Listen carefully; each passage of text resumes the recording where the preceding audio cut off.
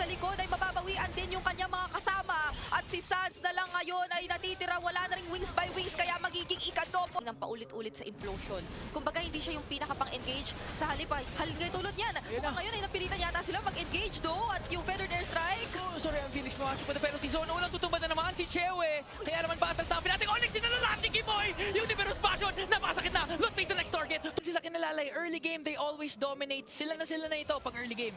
Snowball composition talagang specialty, pero tingnan mo naman yung damage na hawak-hawak ka na yun ng See You Soon! Hindi na rin kinaya doon ni Jewe at siya ay napatumba, pero napawian naman si FP the King. Pero ang ganda doon ng pagkakagamit ng penalty zone at ngayon naman ay binubuhusan na sila ng Liberos Passion. Unti-unti nang tumutumba